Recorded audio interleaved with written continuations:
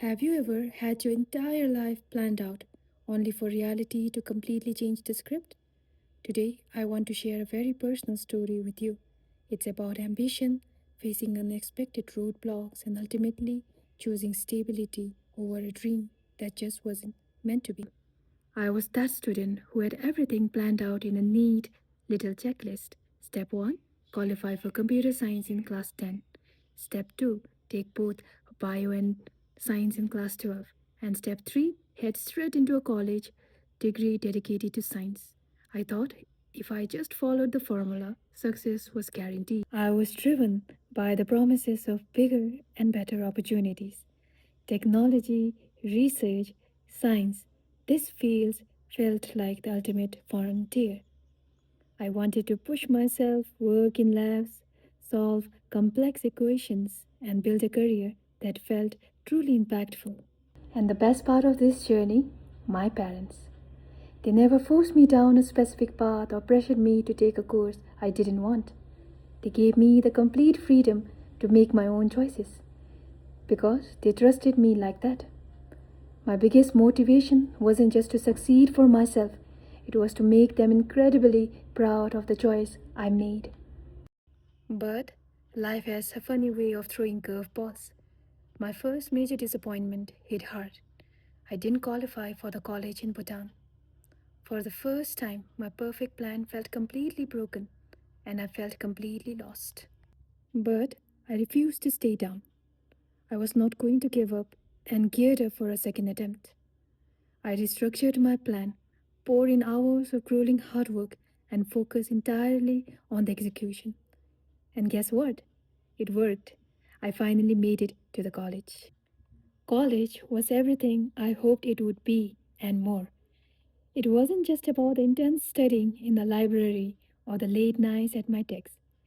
It was also about the experiences and the memories. The dinner out with friends, traveling to different places, and discovering who I was outside of just the academic metrics.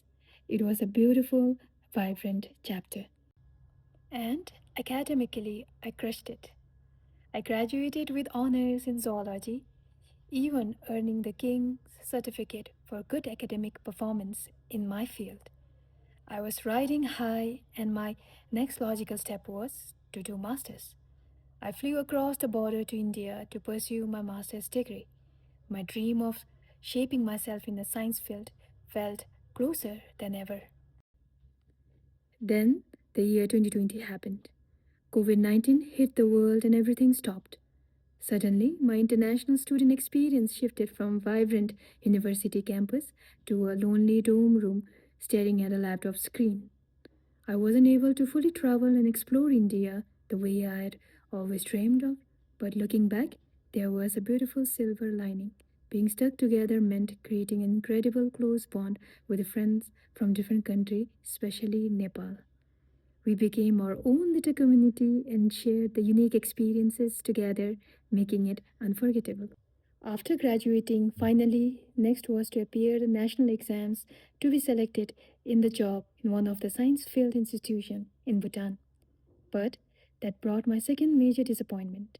I didn't qualify for the limited slot they have, after which there were lots of sending out resumes into the void of silence, which is incredibly soul crushing when you have a master's degree in your hand.